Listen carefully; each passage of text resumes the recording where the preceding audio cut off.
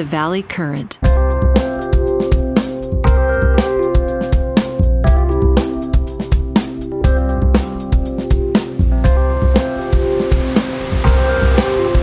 Everything looks good. No, I feel okay. You're living in Xanadu, right?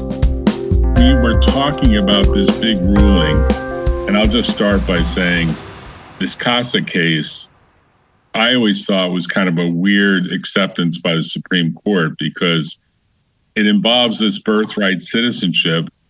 But the question that they accepted was, well, let's decide how much power district judges have, because, of course, most district judges think they have like global power, not even just power in the U.S. They think they have a lot of power. They think they have a lot of power. Well, the majority thinks, and I think that is really kind of crazy. Yeah, I really do. Yeah, and not only that, it's a power that's being used more and more and more frequently. Trump thinks the courts are picking on him because they're un-American and all this crazy crap. But the fact is, if Harris had gotten in, there would have been a couple of dozen injunctions against her. It's just a recipe for paralysis, no matter who is in, because there are 675 of these characters who can issue these things, and you can find one to do it. In this case, it's pretty obvious that the policy being complained of is way illegitimate. I mean, there's no doubt in my mind about that. But this power is not restricted to slam dunks, obviously. It can be used in anything, and it is used in anything. So I think it's high time they reined it in. I really do. Yeah, I mean, I want to put on the record something that I said to you, and you said, well, why doesn't the ruling even mention this?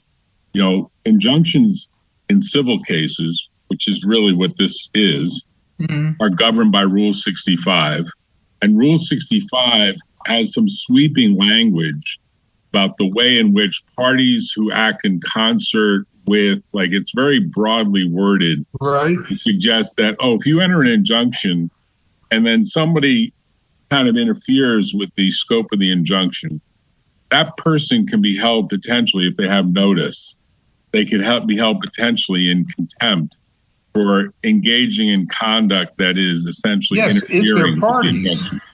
Yes, if they're parties, and if they're not parties, the district court binds them anyway. That's the point. Right. So in many ways, they don't touch Rule 65, which is the congressional rule bestowing on district judges, and to some degree, you could argue, appellate judges too, because they effectively decide whether these injunctions are good or not, what the effect is of an injunction on someone who's not a party.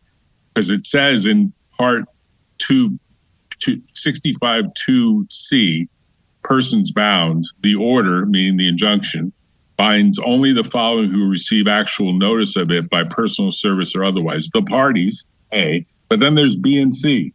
B is the parties, officers, agents, servants, employees, and attorneys. Okay, so that's people who aren't technically parties, but they're bound. And then C, and this is my point that I was trying to make to you, other persons who are in active concert or participation with anyone described in this rule, meaning party or an attorney or agent or officer. So these third parties, like in intellectual property cases, if you win an injunction that says this trademark good can't be distributed anymore because you copied, Mickey Mouse or something, and Disney wins, or whoever now owns Mickey Mouse, I think it's Disney, wins an injunction, preliminary injunction even, that says, hey, I find probable success and irreparable harm and whatnot, and I, as a district judge, enjoin you and your officers, employees, attorneys, and so on, and all who act in concert with it. And then there's some downstream distributor that still has, copies of this toy that happens to be, Mickey Mouse. They get served with a copy of that injunction. They're bound. They're bound. Okay, they're bound, right? But they are persons with some relationship to the problem. So if I'm a movie theater owner and I show a film in derogation of the injunction, I can be held in contempt. I got that. But if I'm Joe Schmo, that's a totally different matter. So you could argue they could have decided this just as I'm the guy who bought a ticket to sit in the audience of the movie, and now I'm in contempt of court? Right. I mean, come on. Right. Well, that's kind of the big question mark is when they enter these injunctions, are they even circuit specific? Because we know different circuits take different views in certain Exactly. cases, right? And there is a view, the one circuit that's supposed to be the one circuit only for patents, which it is, the federal circuit. There's a view within the federal circuit even that maybe the federal circuit was a bad idea because there isn't enough diversity of opinion. There's I would have said just the opposite. There are some countries that have constitutional courts that exist solely in order to take up questions like these. And rather than have 675 collection of who knows who, maybe it would be better to have it centralized and then some people who have some idea what they're doing. What do you think? Well, we have... Not that it's going to happen, but what do you think? No, well, we have in New York right now, they've decided to create a commercial court that just does like uniform commercial code cases in New York. And they're considered like the specialty court for business cases. That exists in Texas. I think it exists in Delaware as well. Maybe some places in California in state court have it. In the federal courts, the federal district judges pretty much handle everything from soup to nuts. I mean, one day they could be doing a criminal case. Yeah. The next day they're doing a sexual harassment case. The next day they're doing some sort of ERISA case. I mean, they have to be conversant with so many things. And it's hard to imagine. It's not that my problem is not that their jurisdiction is general. It's that there are so many of them. Isn't it an open invitation to forum shopping? Well, that for sure. I mean, that we know. I mean, yeah. I mean, no wonder this case comes from the District of Massachusetts. Right. And if Harris were in, there'd be some case in Alabama. Right. I mean, this happens all the time. So it's not really forum shopping, but with the universal effect. So it's a wonder that any policy is able to go forward, really. So your point, I think, your first point maybe, is this was a relatively easy case to decide. You didn't have to do 110 pages or whatever the total number was. Well, there are 4 concurrences and 2 dissents, and none of them is more, I think, than 20 pages. But there's your 120 pages. Right, right. And I think what we want to focus on is there's some shrillness, maybe even snarkiness, in the opinion of Justice Comey, what is her first name? Amy Comey Barrett. Yeah. I sometimes call her ABC because she's like the opposite of RBC. Remember the woman that was on the bench, like Kajanji Jackson? No, people just do initials all the time now, right. AOC and whatnot. I don't know why, really, but they do. Well, I remember ABC a lot better than Amy Comey Barrett. It's not ABC, it's ACB, right? And ACB. So it's ACB. Basically, you get it wrong if you try to do that. Right? I get it wrong. But she is, and I made the observation that you thought was kind of interesting, which is I look at the court, and then I'll give it to you more. But I want to do the overview of the court. It's like 9 justices on a tic-tac-toe board. And there's like 3 in the right-wing camp, and there's like 3 totally in the left, maybe not totally, but more in the left-wing camp. Totally, yeah. And then kind of in the middle, there's Roberts, who's kind of become more of a centrist, I think. And then to his left and right, depending on how you view them, is Amy and Kavanaugh. Right? Because they're kind of the young Turks. So if you look at the Supreme Court like it's a law firm, which it isn't, but if you looked at it like it's a firm with 9 partners and there's kind of the managing partner in the middle, which is Roberts. Roberts is not getting any younger. He's got some health issues. He's 70 to be exact. I haven't heard about his health. He looks okay. He's got some health, but he is 70.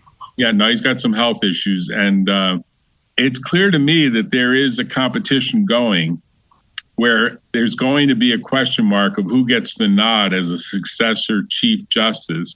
True. And I think Amy would like to see herself be that. Analyses of the political implications of that. But the problem with the analyses is nothing turns on that. Nothing matters except who wins in 2028. Yeah. Right? And until we know that, none of this counts for anything, right? Well, it's And more everybody knows that. it's more like the setup for the snarkiness, because it seemed pretty shrill. Yes, I agree with that. Right? It seemed like her. Well, I wouldn't say. Okay, we can discuss that. So basically, for those who don't know, Jack is referring to two things. One, there were two dissents, one by Sotomayor, and in which Jackson and Kagan joined, and the other by Jackson herself, in which nobody joined. Right. And I think Jackson's dissent is really kind of screwy, weak, and hysterical. I mean, just a bad, bad opinion. But she's a junior justice. Nobody joined her. It counts for very little. Yet, Barrett, in her opinion in chief, went out of her way to lambaste Jackson and say, basically, Jackson is a poo-poo head. I mean, not to, right? And so my question is why? Why bother? And that's not a rhetorical question. There is an answer to that. And I think you and I have different ideas of what the answer to that is. But it's a real question. Why would you do that? I think it's a signal. And by the way, while I'm on the subject of poo-poo head, these opinions circulate before they're published. Mm-hmm. So if Roberts wanted to say, Amy, okay, she's an irritating person, but we're not going to call her a poo-poo head, okay? He could put the kibosh on this, right? He might have tried to. But he didn't. So basically, he's endorsing it. Well, every justice has a choice. I don't think Roberts could pull, once he's assigned Amy to be the principal draftsperson of the majority opinion, I think it's bad form to say, look, you're not taking these sentences out, so I'm pulling it from you. I haven't heard of any instance where that actually. No, I don't know what the internal operation of the court is like. Right. But and you don't know who it seems really to me that if the CJ tells the very junior justice, don't do that, or we need to talk about that, or let's discuss this, en banc, that they will do that. They won't just, rip ahead anyway. Well, particularly because there's a big push these days from all the judges, the entire federal bench, which probably with all the appellate circuits and the magistrates and everyone else is probably closer to 5,000 actual decision makers for a country that's like 330 million. So not really that many people, but they have staff and research attorneys and so on. But fundamentally, there's a certain demoralization because the rest of those people are all saying to lawyers, be civil in your writing, in your briefing. Don't be shrill. Take all the adverbs out. Don't just give me the facts and give me the law and argue the logic. I don't need all the hysterical stuff. I don't need that. I need to really understand what are the facts and how do they apply to, how does the law apply to those facts? Leave all the rest out. And, in many ways, those two opinions are kind of violating that civility rule. Well, to some degree. Let me suggest this. There are two issues here. One is Justice Jackson a poo-poo head? And to answer that, we would have to, and I want to, go into the merits of the case. Where does the power to grant these injunctions come from? Is Jackson on good ground to uphold the power to do it universally, or is she not on good ground?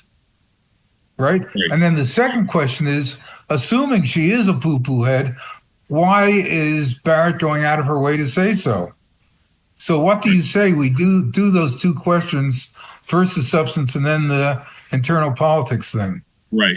I mean, I would say it's hard to imagine a Harvard graduate who served for 8 years as a district judge.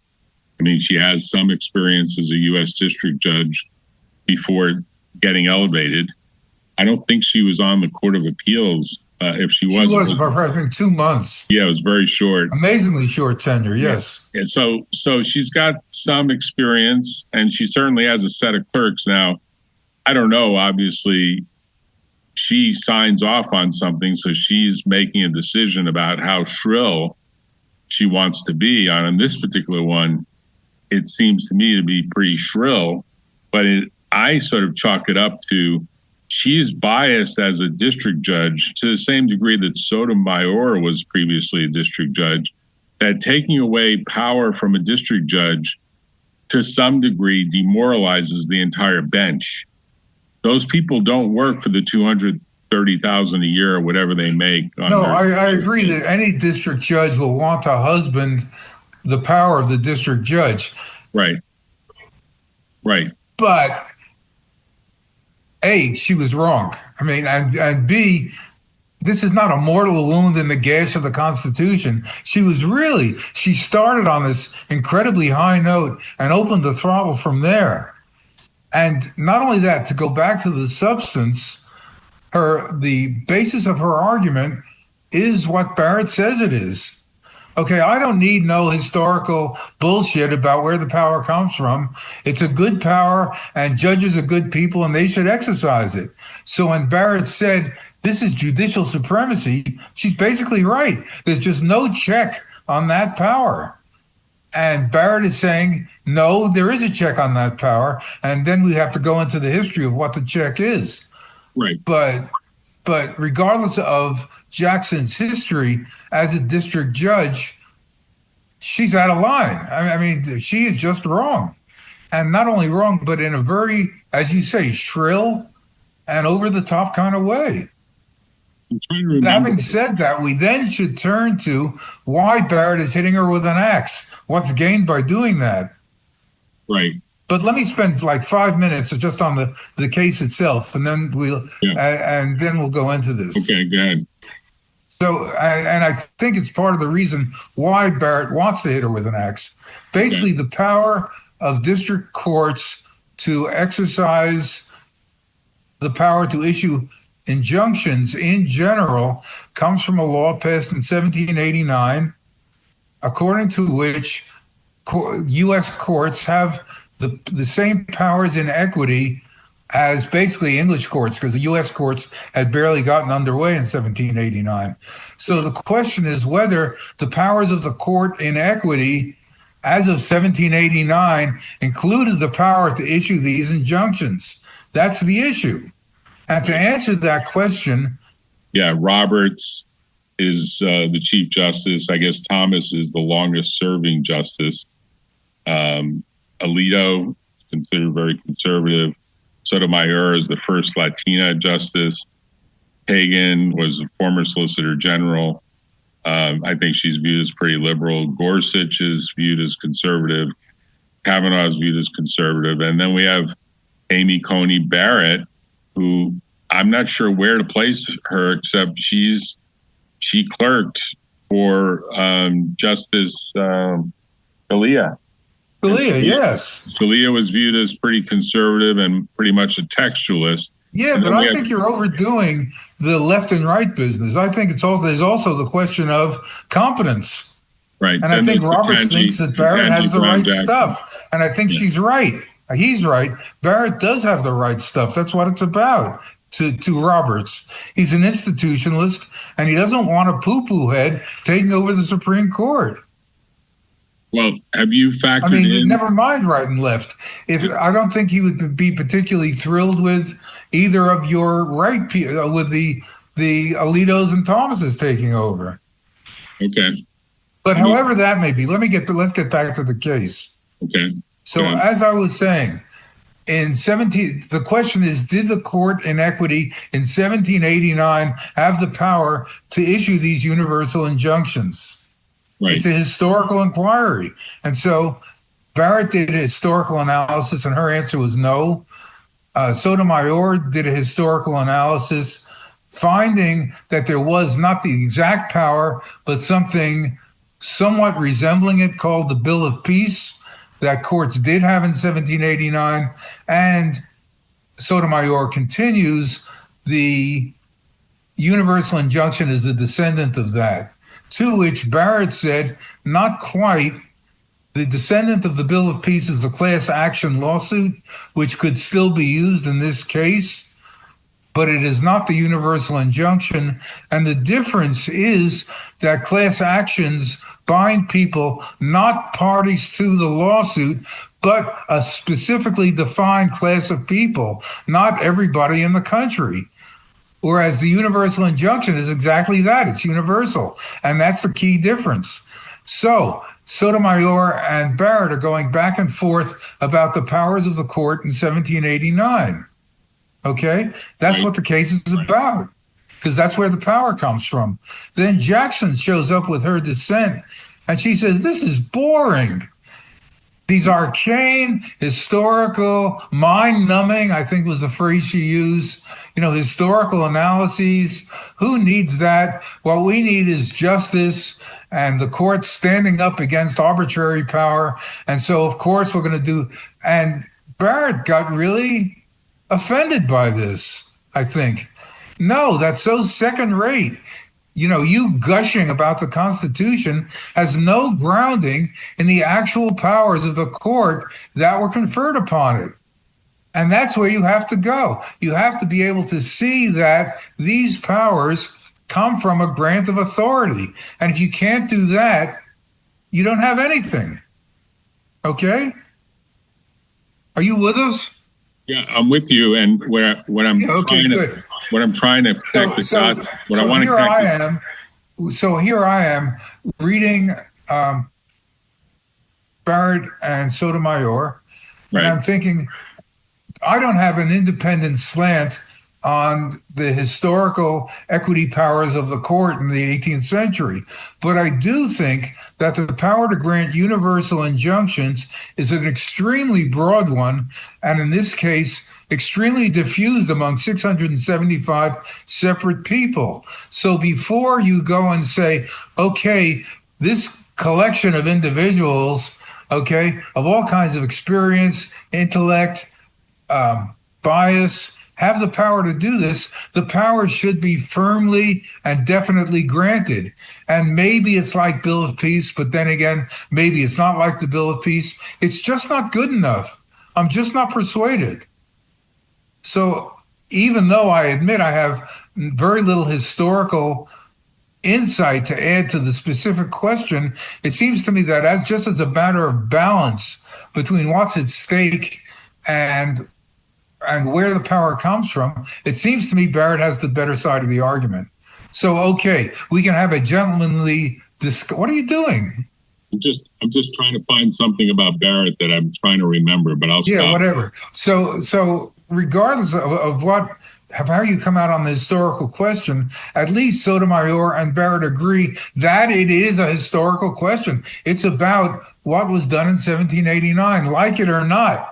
Okay, it may be arcane, it may be mind-numbing, but that's what the case is about. Right. And here Jackson shows up and says, oh no, poo-poo. Okay, I want to do justice. To hell with all that. And no wonder Barrett didn't like it. So is Jackson a poo-poo head? I would say yes. The second question is, why did Barrett go out of her way to say so? And I think the emotional charge to say so comes from she is really bugged by this. She really thinks this is third-rate stuff. And it's possible that Jackson will be the next CJ. I mean, if Biden can make Harris vice president, okay, Pete can make Jackson CJ. Nothing to stop him. Right. If he gets in 2028. But that's what it's about. What happens in 2028? Calling Jackson a poo-poo head now does nothing about resolving that. So, question, why did Barrett do it? So I have an answer and you have an answer. My answer is that, yes, the CJ likes Barrett, but some of the more extreme MAGAists don't like her. They think she's kind of squishy, that she kind of thinks, that she doesn't, put on the jackboots right away. So maybe we don't want her. Maybe we want somebody harder edge. So maybe Barrett is saying, no, I'm a real badass. Get real. I am. And so maybe that's what it's about. What do you think? Well, I want to add three additional facts that we haven't really talked about before. One is that Jackson has a book that she's promoting. She wrote some sort of memoir that's available about her journey to the Supreme Court. And to some degree, we're now living in this environment. This is the second point. We're living in this environment where if news is made, like there's going to be a gashing. What did she say? A gashing of the Constitution. She used some word that was pretty. I've got the exact quote in the outline. Okay, I haven't been using the outline because it's so pumped, but I have it. The court's decision to permit the executive to violate the Constitution, right? Because one district judge said so. Now everybody is debarred from arguing. It's violating the Constitution with respect to anyone who is not yet sued is an existential threat to the rule of law and a gash on the basic tenets of our founding charter that may turn out to be a mortal wound. Right. So, right. I mean, here's Amy Barrett, Godzilla stomping on the Constitution. Right. And so this is very flamboyant language, arguably not very civil, designed to generate headlines, which will sell more books. It will sell more books because people will say, well, who is she and what has she done? Oh, she's got a book. Oh, the book is available. Oh, the book is available as a podcast. Oh, the book is available as an audio. Oh, I'm not saying that's the motivation, but I think we're living in a world where there is, unfortunately, a potential for additional bias caused by the desire to polarize and take a more polarized view and then express it loudly and shrilly and get the headlines, because the headlines lead to kind of a bigger profile. Hey, this woman is taking over for maybe Thurgood Marshall. I mean, that's what I thought at one point. I think that is her more important motive. Maybe she wants to boost the sales of the book from 110,000 to 130,000. Or maybe, she wants not. But yes, she wants to be the new Thurgood Marshall. I agree with that. She wants the profile to be, I am the first female Black justice. I really think that I'm going to be a force for when the court swaps out two of these older conservative guys. And I want to stake out that position now in some of my dissents. And I'm not going to be embarrassed about them at all, because I'm going to see how far this guy Trump goes. Obviously, she has a certain disdain for everything that Trump is doing. I'm sure she's probably even said that in the book or elsewhere. Well, maybe not, but it seems to me pretty obvious.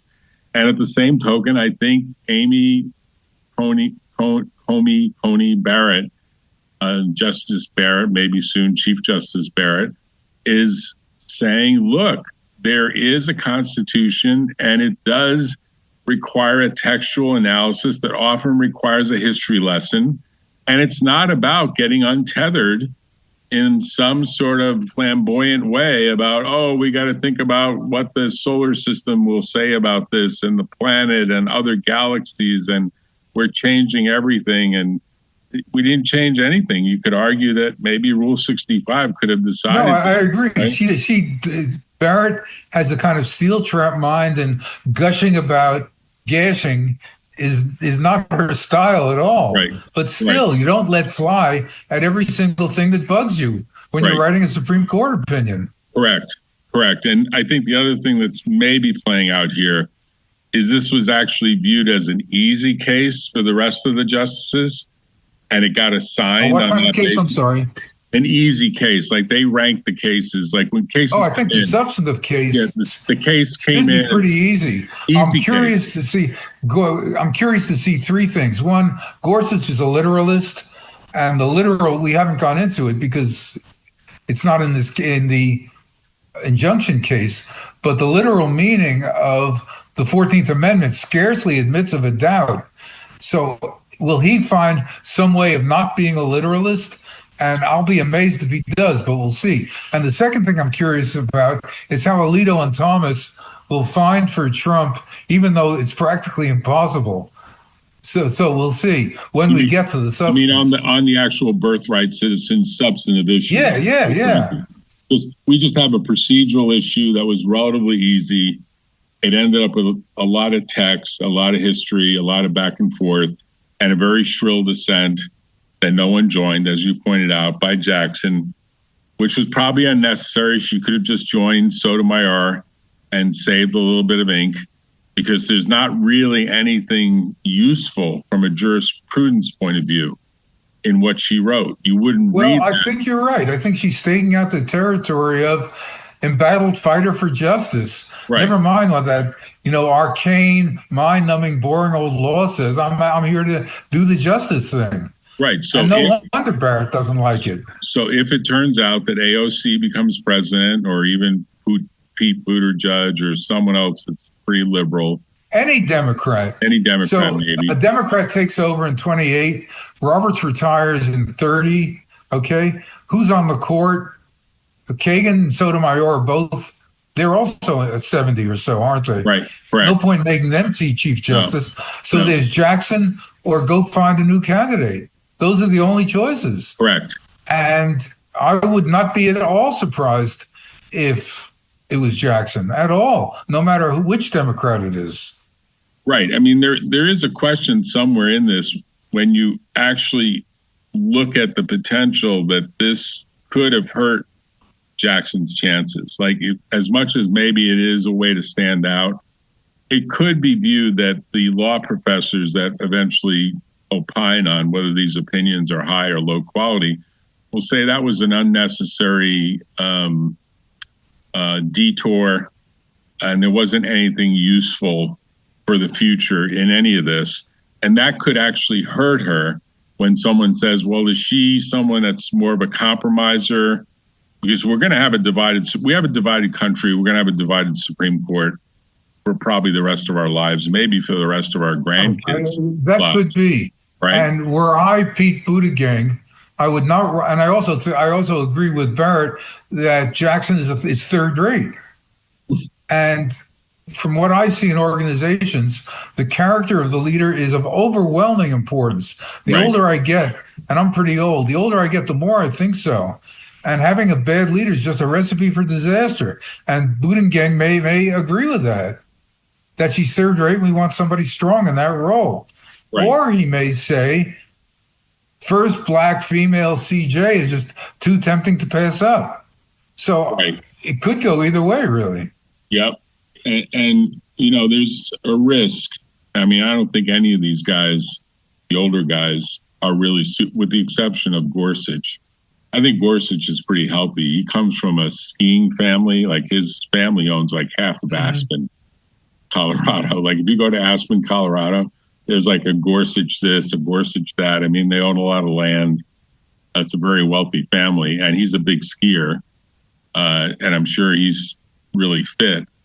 I don't know about Kavanaugh. I mean, maybe he's okay. Obviously, he's got a bit of a But he's 50-something, 55. I mean, he's got age, but I don't know if he's got health. Just like Roberts, you could argue, well, he maybe has another 10 years, but he may not. And then you've got these other people that are getting older, right? And I don't know that they're aging that well. And I think they do now. They are sensitive since is it RGB? What was her name? Ruth Bader Ginsburg. Ruth Bader Ginsburg, right? Another 3-letter acronym, RBG, made a huge error by not leaving. She took a chance, and the chance she took was in 2016. She could have retired. Right. When I can't even think of his name. Obama was still president. Right. But Correct. Had she done so, the Senate would not have taken it up anyway, because McConnell would have gotten in the way. And the chances, the quoted odds, were that Hillary would win by 10-1. So she took the 10-1 shot that Hillary would be president, and she lost. But it was not totally crazy. It was a 10-1 shot. It was a big error, Bob. It was a total big error, because, look, when you're that age and you're starting to get frail, and there's a risk, and that there's the potential of some Murphy's Law coming into play, you just, in 2015 maybe even 2014, say, look, my time has come. I want to make sure you can vote in the person you want, which probably would have been Garland, and probably wouldn't have done any good. I don't know. Let's say she did retire in 2015. And McConnell did the same number on her that he did about, who was it? Breyer? I forget. And just not fill the seat for a year, which Yeah. he probably would have done. Well, that's the interesting question to some degree. How long can someone get kind of stymied where a president really wants to put in a new justice, and all of a sudden the Senate plays this game that kind of drags things out until after the election? It's kind of a pity in some ways, but it is what it is. I have absolutely no doubt that Kavanaugh wants to be Chief Justice following Roberts. I have zero doubt about that. Now, maybe his background is so checkered by this, who was that woman's name? The woman that testified against him? I thought that was bull. I really did. I really did. I don't know if we want to go do a detour into what was wrong with the Kavanaugh confirmation, but I thought it was bull from beginning to end. I really did. Yeah. Still do. The idea that something happened at a party when you were in high school 35 years ago. Right. You don't even remember the names of the people who were there. Right. And now somebody who may have been at the party shows up and says, and then you touch my breast? And oh, come on. How dare how you? crazy is that? How He's dare a drunk you? fraternity kid at a party when he was 17 years old. Enough is enough. But that was so crazy. He's not ever. He's never not going to be remembered for what happened there. It's got to be a constant refrain, right? I don't think he ever escapes it. I don't think that ever happens. It's on the record for sure. I can't argue with that. Yeah, I mean, I forget the name of the woman with the squeaky voice we all do. Works in Palo Alto. Worked at not at Stanford, but at another little college in Palo Alto, a little private college. I forget the name of it. But, Kavanaugh to some degree could have been a mediator on this particular discourse. No, and to give the devil his due, Kavanaugh's response to this outrageous, baseless attack was itself kind of outrageous and over the top. And my opinion of him suffered not because of touching the breast at the high school party, but because he had no command over himself after that. Yeah. And I don't want him in a leadership role either, really. Right. But, there is this desire, from a law firm analogy point of view, when there are competing Turks in their 50s, and that's the way I think of Kavanaugh, Jackson, as well as Barrett. They are the young Turks. They're the three young Turks. They have the potential. They have the potential to be the next Chief Justice, and they would. Well, it's pretty clear 30, what Roberts thinks. It's pretty clear what Roberts thinks about the succession, and I agree with him. And I want to ask you: do you agree with him? Do you think she has the right stuff? Barrett? Yeah. Well, I think it's a little early, to be honest. I mean, I think you'd have to kind of let at least 20 opinions get issued to really understand what she brings to the table. What does she have? Maybe 4 or 5 so far, max. I mean, I haven't counted. Well, I don't think we would have to go back and not merely her opinions, but her conduct at oral argument. And I do remember the other case we did, 303 Creative, the Colorado website case. Right. And I think it was Gorsuch, who wrote the opinion. But I thought Barrett's questioning was so sharp. Right. We actually did the whole transcript at that time. I remember. So she impressed me, and now she's impressed me again. And I've got nothing against her. Once I get past the Mead Act she took to Jackson. Right. You would say, if you were editing her stuff, just take this out. It's unnecessary. Right. Yeah. And that there might have been a bit of a law school. If anything, she elevated Jackson by doing that. Right. You could say she actually played into the hands of Jackson. She certainly helped Jackson define Jackson as the lone rebel upholding the flag of freedom stuff. Yeah. Right. So somewhere in this, it seems to me we should see or be watchful for whether a pattern emerges between the two of them. in some fashion because somehow they think they are kind of the opposite ends of a polarized spectrum. And I hadn't thought of that, but you're right. This is the beginning of the history. And if they go at each other every time the court publishes an opinion from now on, it will be noticed. right. I mean, that's why you shouldn't do these things, because you're kind of slanting future history, and not in a good way. Right. The other thing that may be playing out here is the clerks are also products of the polarization that we've seen in America. The clerks that every generation become either more and more liberal or more conservative. And the clerks themselves may be writing drafts of opinions that are a bit over the top because they're kind of living a life where there isn't as much recognition, particularly through COVID, of real deep conversations that are intellectual exchanges. It's more like shouting into a vacuum. And so the shouting is getting louder and louder, just like the political party shouting is getting louder and louder.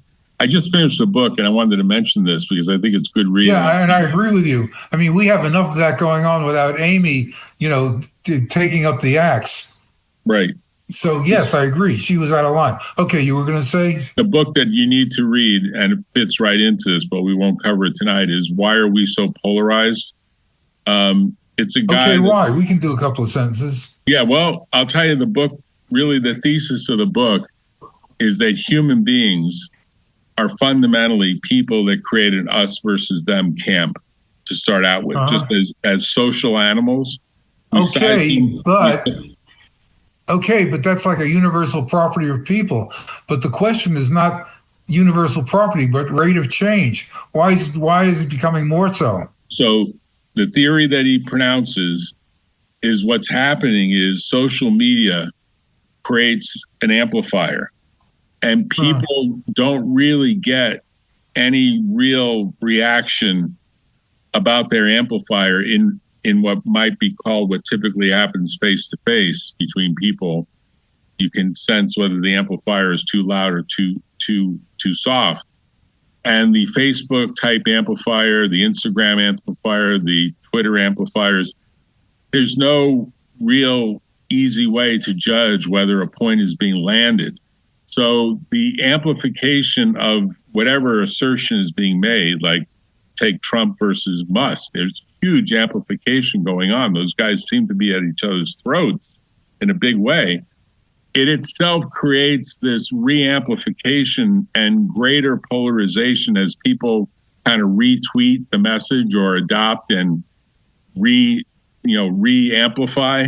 If they really like it, they kind of re-amplify it. And if they don't like it, they go the other way. They get even more aggressive going the other way. And look, it's gone so far as a threat by Trump that if this tax bill doesn't get passed, he's basically going to seek to crush whoever goes against him. And Musk enters the fray saying, if this tax bill passes, I will form a new party and I will make sure that I will use all of my money. If it's the last thing I do on planet Earth, meaning, hey, I'm heading to Mars anyway, I'm going to do whatever it takes to cause a destruction of the Republican Party and maybe the Democratic Party as well. I mean, those are pretty loud sounding words for two billionaires, and maybe Musk is about to become a trillionaire here shortly. Yeah, well, Trump is certainly coining it as fast as possible, but even so, he's nothing like in the Musk bracket. I mean, Musk has 27 years or more of runway. Yeah, but there's one thing wrong with Musk as a political leader, which is everybody hates his guts. Why? And he's not an American. He's not an American. That's kind of a problem. He's not an American. I mean, he can't be president of the United States. No, he can't be president. Right. But nobody's going to follow his flag, president or not president. Well, we'll see. There's a group of people that believe that he's super intelligent and that he's super wealthy and that he does want to make changes to America. And he does and some of the things he's done are unquestionably kind of good. Right. And kind of strong and kind of exceptional. Right. But Right. I'm a truck driver in Oklahoma. I mean, none of this means crap to me. Right. No, that's true. In fact, most of America, most of the time, pays zero attention to the U.S. Supreme Court. They couldn't even tell you the names of any of these Exactly. 9 people. If you show them a picture of them, they couldn't tell you the names. And they couldn't put the names to the picture either. And most of No, them that's why I don't. don't really care. They don't care. I mean, No, that's why I think Barrett is basically looking to her shore up her position on the right, if you want to do the political thing, by Right. being a tough broad instead of a squishy centrist. Right. I mean, if it's not about that, I don't know what it is about. That's what it is. And it's also an adoption of what might be called her boss, really, the person that she studied under. What was his name? Justice Scalia, not Scalia. Scalia, Justice Scalia. Just here I am not remembering his name. Justice Scalia was her mentor, and I think she's pretty much saying, I'm going to take the same views. I'm going to ask, what would Antonio Scalia's Antonian, I views? think. What would it be? What would his views be on this? He would certainly say we have to look at the history. Yeah, I mean, absolutely. there's no doubt in my mind about that. And he would certainly look at 1789 and the Equity Act. And if somebody said, "Oh, mind-numbing arcana, too boring for words," he would really piss on them. Correct. Okay. Now the question is I mean, he was Jackson great friends with Ruth Bader Ginsburg because he thought Ruth had quality. He Correct. would not think that about yeah. I think that's right. But let me ask you, do you think that Jackson is adopting a profile to be more like Thurgood Marshall? And she's thinking to herself on tough questions, what would Thurgood Marshall have written? Would he have written something different? I heard Thurgood Marshall in person, and for her to think she is in his league is nonsense. She is not in any way. Well, but maybe she's she wants adopting to the go. mantle of the great civil rights leader. So she's not thinking about how Thurgood Marshall decided cases or what his position in American jurisprudence is. She is thinking about how I, like Thurgood Marshall, can spend my life holding the flag high. So she's a Right. flag waver. Yeah. Right. So, Bob, we've come to our hour. I think we've exhausted this topic for now, but there will be certainly eventually, I don't know what year, maybe a couple of years from now, maybe next year, a substantive set of rulings on birthright citizenship that really is the main event. And all we know right now is there's probably going to be a bunch of circuit splits on what it is that plays out. I'd say I will be amazed to see how Alito and Thomas come out. Not that I don't believe it'll be to uphold Trump, but how the hell they're going to manage it. Gorsuch is interesting because he will be torn between his literalist. Now I'm the one who's forgetting a word. Between his literalist bent and his political allegiance. So we'll see. Right. Let me end with this remark. Just think for a second about what could have been the way this whole opinion was structured, which is, look, the truth is we have these, let's call them 5,000 judges, some on the Court of Appeals, some magistrates, obviously many district judges. And we actually do want a diversity of opinion on questions that confound us. Because ultimately then what gets the circuit split and then gets the Supreme Court to really understand kind of every argument and every angle is a team of rivals, all very smart people, mostly, all pretty dedicated. They don't do it for the money. I have no argument with that idea that we should have lots of district judges issuing lots of opinions. The problem is one of them can rule in favor of the plaintiff and the world comes to a halt. Right. Now we don't have that. It would be fine with me if some districts issued one rule, other districts issued another, the circuits tried to resolve it, the circuits are split, goes to the Supremes. That's the system working. This is the system in a state of paralysis. Right, but now arguably it gets fixed, right? To some degree, this ruling Well, it'll have to now, yeah. Right.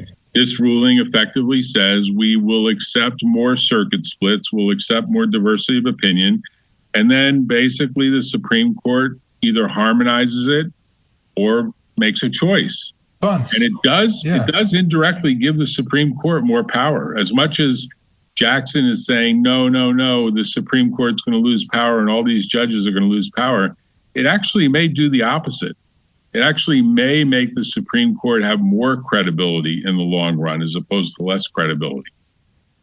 The sniping doesn't help, but basically from the point of view of the stakes of litigation are lower in the sense that you're not going to get a universal injunction. You're going to get something that affects the District of Massachusetts. Right. Maybe that means less litigation to begin with because there's less oomph behind winning. I don't know. Well, that's another angle. Angle. Or maybe people start figuring out how to use class actions in some cases. That's a whole different process with a whole different certification process and a bunch of other stuff. But they haven't written, Rule 23 dealing with class actions out of the federal rules. They're there. No.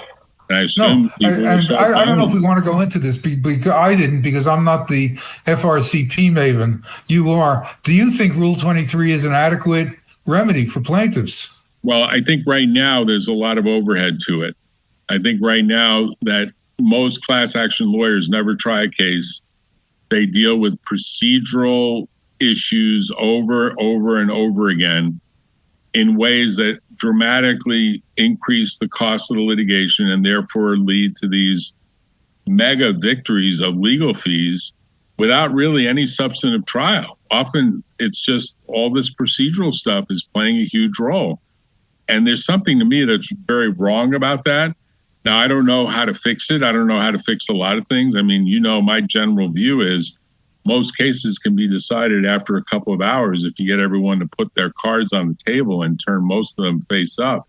But the truth is most people like playing the poker game over and over and over again, and they don't turn cards face up even during a trial. And they try to pull one over on both a judge and a jury. And if they are not adept at pulling that off, they get crucified.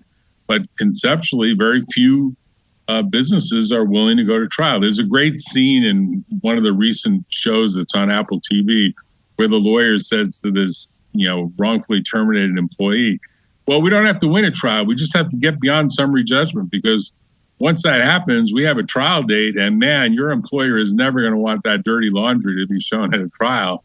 And that's it. And he says, that's all we have to do. We just have to get beyond summary judgment. And it's like a very poignant statement of how much civil litigation works in America, which is very few cases actually go to trial, and very few judges have patience for lengthy trials anymore. And there are time limits that are set. And the truth is most people, most of the time, don't feel comfortable with the risk that they have to get very complex things across quickly to people who mostly don't care. I mean, most jurors don't care. They'll carry out their duty, but the reality is their head is not focused on exactly what's going down. And we'll see what happens in this Diddy Combs case. Obviously, it looks like he's lost. The reports are the jury came back saying, well, we have one area where we can't. I think he did. I think he has. I think I partly lost. I think he was acquitted on the worst charges, but he was found guilty on charges which, though not the worst, can still put him in the can for a couple of decades. Did that just happen? Because I heard that they basically said we can't reach agreement. Yeah, check it out. I think so. Oh, because I thought there was no revelation. Okay, I'll look at it because the last I saw there was no actual decision, but it sounded like it went against him. To me, it sounded like the whole thing went against him. But you're saying no, there's actually been a ruling there's been an actual verdict. Yes. Mixed verdict. You're right. This must have just happened. Convicted of prostitution-related offense, but acquitted Wednesday of sex trafficking. Mixed, but there were so many counts that even being convicted on the less worse half of the counts is enough to do him for a while. And he was denied bail, right? Okay. Yes. So, now what? potentially that could be a 25-year. Obviously, he'll get a pardon from Trump, right? But why? Well, because why? You said the same thing about Sam Bankman-Fried. What is Sam to Trump? It hasn't happened He's yet. got this nasty mother who keeps telling the world that Trump is a fascist. Why would Trump do him a favor? Well, why would he do Combs a favor? Yeah, 2 counts: transportation to engage in prostitution, maximum sentence of 10 years. Freedom of 3 charges, 2 of which carried a mandatory 15 years and a maximum of life. Ouch! Wow, that just happened. You get the news faster than I do, Bob, and you're in Laos. I get the news the same time as everybody else. It's amazing, right? It is. It really is. When I taught geography at Cal, I said, geography is different now because time and space don't exist anymore. Oh, that's true. That's a good comment. Yeah, it's a good comment. All right. Well, we'll talk again. I'll keep you. Yeah, I hope so. This was fun. You look good. Okay, you talk look to you great. soon. Cool with me. All right. Thanks very much. Talk to you later. Okay. Bye-bye.